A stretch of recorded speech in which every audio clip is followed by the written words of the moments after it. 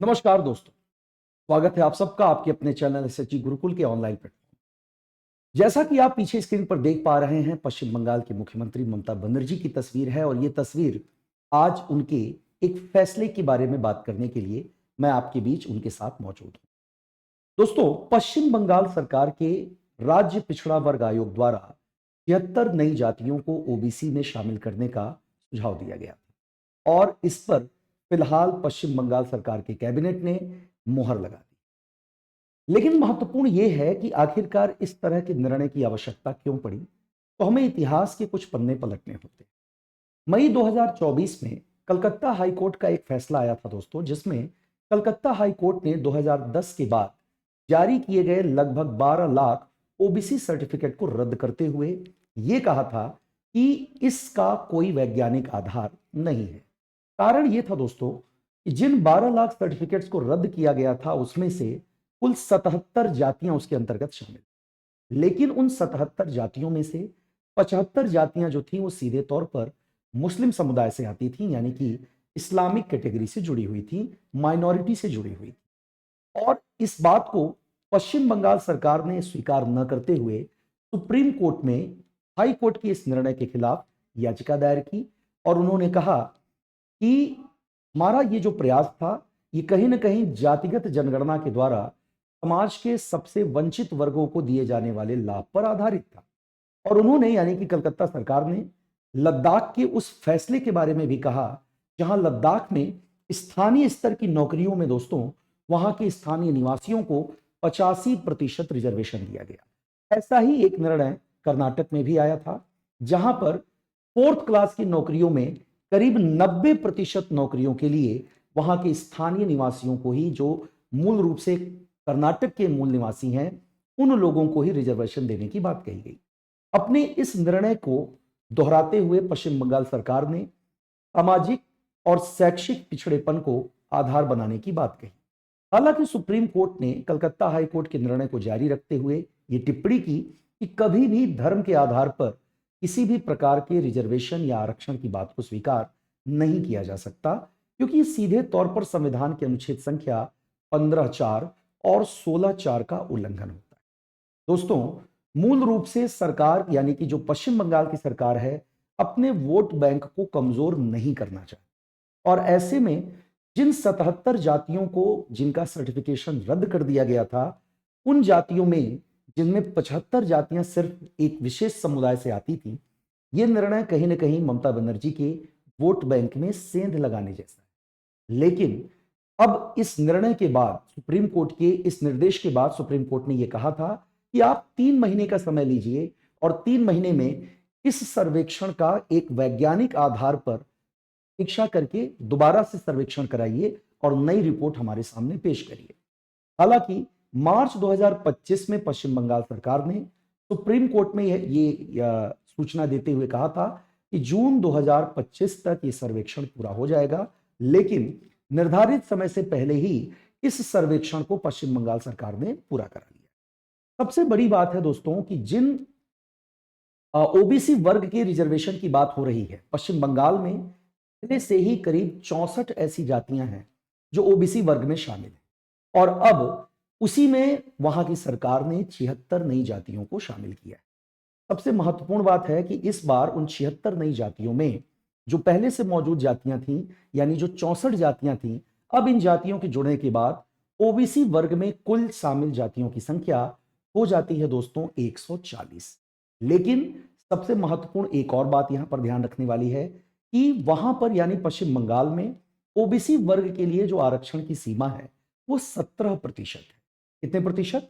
17% है। और वहां की सरकार ने यह भी स्पष्ट किया है कि भले ही अब 140 जातियां ओबीसी के दायरे में आती हैं, लेकिन आरक्षण का जो प्रतिशत है वो बढ़ाया नहीं जाएगा, क्योंकि यह भी कहीं ना कहीं संविधान द्वारा दी गई व्यवस्था का एक उल्लंघन हो जाएगा दोस्तों, जहां पर यह संविधान कहता है कि कभी भी रिजर्वेशन या आरक्षण 50% से ज्यादा नहीं होना चाहिए। दूसरी बात, यहां पर इस निर्णय के पीछे सुप्रीम कोर्ट क्या कर सकता है कि हो सकता है कि दोबारा से इस सर्वेक्षण की समीक्षा करने संबंधी आदेश दे सकता है। लेकिन अगर यह सर्वेक्षण जिस पर सरकार का कहना है और पश्चिम बंगाल के पिछड़ा वर्ग आयोग द्वारा, यानी राज्य पिछड़ा वर्ग आयोग के द्वारा जिसने इस सर्वेक्षण का सुझाव दिया था, अगर सुप्रीम कोर्ट इस सर्वेक्षण की वैज्ञानिकता का परीक्षण करता है और इसे सही पाता है, तो ये कहीं ना कहीं पश्चिम बंगाल की स्थानीय राजनीति में भी एक बड़ा परिवर्तन कर सकता है,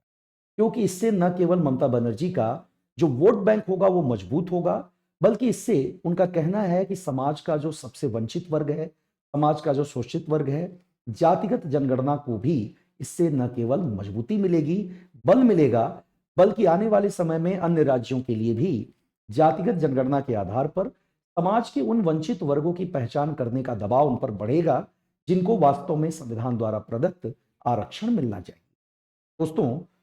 एक महत्वपूर्ण बात यह हो जाती है कि सुप्रीम कोर्ट द्वारा जिन 77 जातियों के हाई कोर्ट के निर्णय को जो रद्द कर दिया गया था, कुल 12 लाख सर्टिफिकेट रद्द कर दिए गए थे, ये टिप्पणी की गई थी उस विषय में कि इसके पीछे कोई वैज्ञानिक आधार नहीं है, और इसीलिए सुप्रीम कोर्ट ने वैज्ञानिकता के आधार पर जो स्थापित मानक हैं, उन मानकों के आधार पर नए सिरे से सर्वेक्षण के बाद इस रिपोर्ट को दायर करने की बात कही थी। हालांकि सुप्रीम कोर्ट के इस निर्देश के बाद सरकार ने सभी मानकों का पालन करने की बात को स्वीकार किया है और ये नई व्यवस्था पश्चिम बंगाल में आई है। जैसा कि आप देख सकते हैं कि मैं पहले भी कह चुका हूं कि अभी तक कुल 64 जातियां पश्चिम बंगाल में ओबीसी वर्ग में शामिल थी, लेकिन अब उसमें शामिल कुल वर्गों की संख्या बढ़कर हो जाती है 140। तो आने वाले समय में 4 बड़ी बातें निकलकर सामने आती हैं। पहली बात दोस्तों ये कि सामाजिक और शैक्षिक आधार पर ही पश्चिम बंगाल सरकार ने यह सर्वेक्षण किया है, जिसमें कुल 76 नई जातियों को ओबीसी वर्ग में शामिल किया गया। दूसरा, इस निर्णय का जो इतिहास है, ये निर्णय या फिर ये सर्वेक्षण कहीं ना कहीं पश्चिम बंगाल सरकार के पहले के फैसले के हाई कोर्ट द्वारा रद्द किए जाने के ही उत्तर में आया है, जिसमें हाई कोर्ट ने यह कहते हुए 2010 के बाद जारी किए गए 12 लाख सर्टिफिकेट को रद्द कर दिया था। इनमें से जो इसका कोई वैज्ञानिक आधार नहीं है, क्योंकि जिन 12 लाख सर्टिफिकेट को रद्द किया गया उसमें कुल 77 जातियां शामिल थी दोस्तों ओबीसी की, और उन 77 जातियों में से करीब 75 ऐसी जातियां थीं जो सिर्फ माइनॉरिटी से बिलोंग करती थीं, अल्पसंख्यक समुदाय से बिलोंग करती थी। तीसरा, राज्य सरकार यह कह रही है कि ऐसा वो उसने जातिगत आधार पर जनगणना के मांग के अनुरूप किया है और इससे समाज के उन वर्गों की पहचान करना ज्यादा आसान हो जाएगा जो वास्तव में आरक्षण के दायरे के लायक हैं, जो एग्जैक्टली डिप्राइव सेक्शन से आते हैं, उनको आरक्षण का लाभ मिलना चाहिए। और चौथी बात, अब वहां पर आरक्षण के दायरे में आने वाली जो कि 17% आरक्षण ओबीसी के लिए तय किया गया है, उसके अंतर्गत आने वाली कुल जातियों की संख्या पश्चिम बंगाल में अब 64 से बढ़कर हो जाएगी दोस्तों 140। तो ये 4 बड़े फैसले सुप्रीम कोर्ट के, या यूं कहिए कि पश्चिम बंगाल सरकार के हैं, और अब मामला कहीं ना कहीं सुप्रीम कोर्ट के अधीन होगा कि सुप्रीम कोर्ट निश्चित तौर पर, चूंकि यह मामला पहले भी उसके पास था, तो सुप्रीम कोर्ट पश्चिम बंगाल सरकार और राज्य पिछड़ा वर्ग आयोग द्वारा किए गए सर्वेक्षण की प्रामाणिकता का परीक्षण जरूर करेगी, और अगर वो इसका परीक्षण करती है और सभी मानक सही पाती है तो ये व्यवस्था